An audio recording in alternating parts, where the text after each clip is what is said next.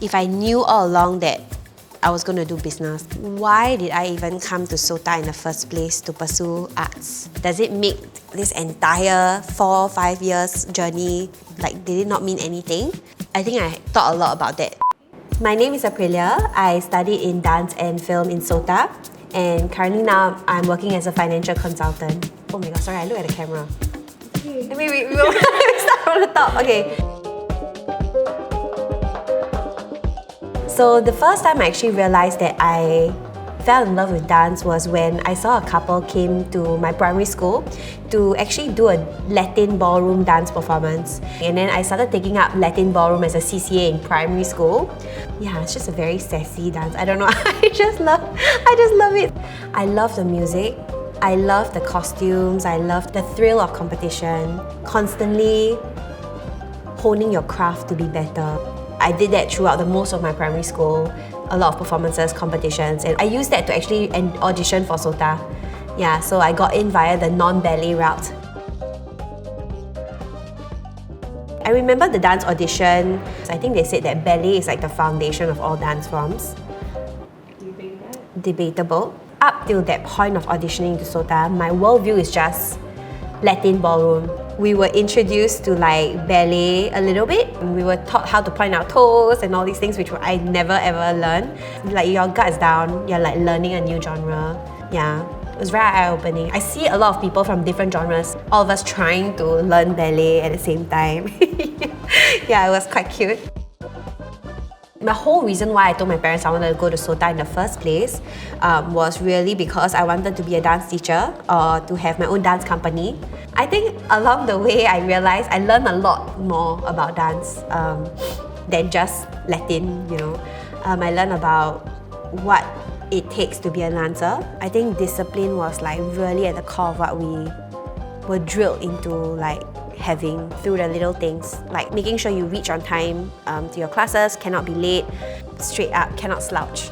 Hair must be tight, like straight. We know we always have to use gel. It's like any hair out of place will be singled out. There was always this subconscious like thing of needing to stay slim or being in shape.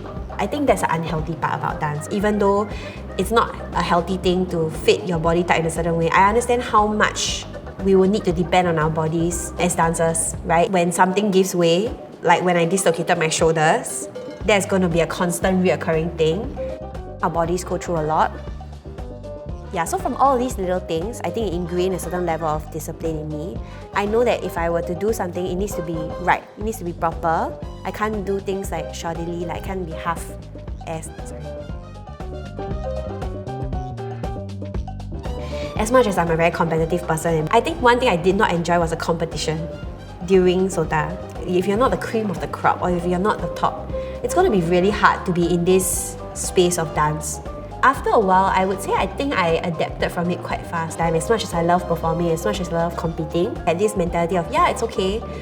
Maybe dance is not what I want to pursue as a career.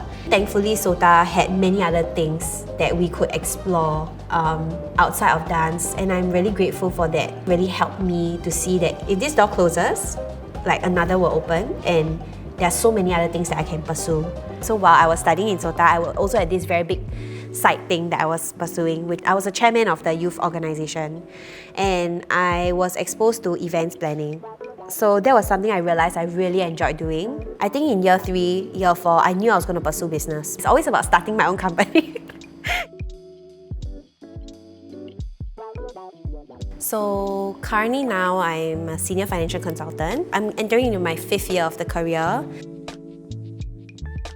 I chose insurance in the end because my mum was diagnosed with breast cancer when I was in uni. So I really understood how that could help families, and I think I'm very interested to go down that path. Really this wanting to find like your own self-expression, like wanting to be able to do something that's yours or own something that's yours, wanting to express yourself through the things you do, I feel.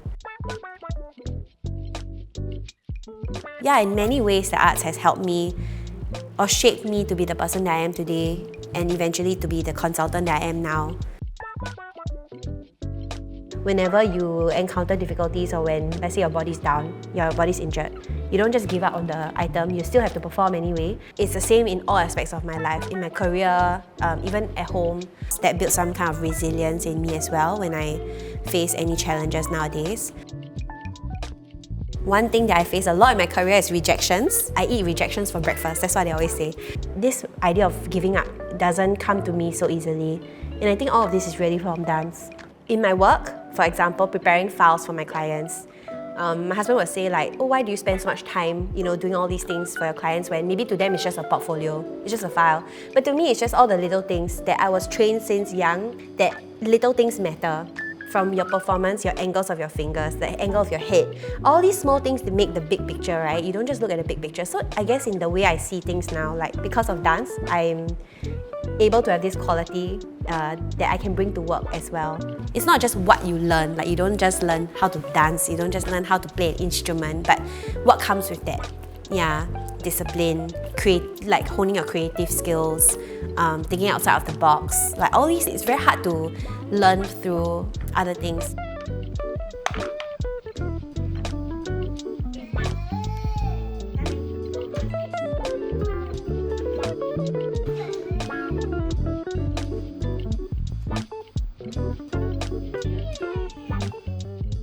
I'm quite happy with where I am now.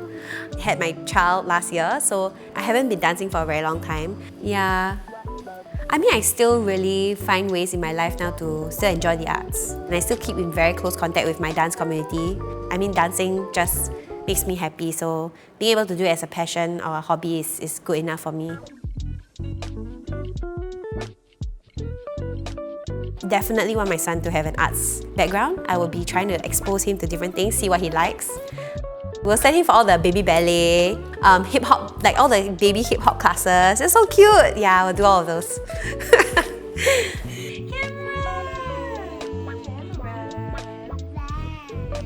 The arts also has a way of making you really reflect a lot, right? To look within, to look deep into things. Don't just look at things at face value. We need to be flexible and adaptable as well.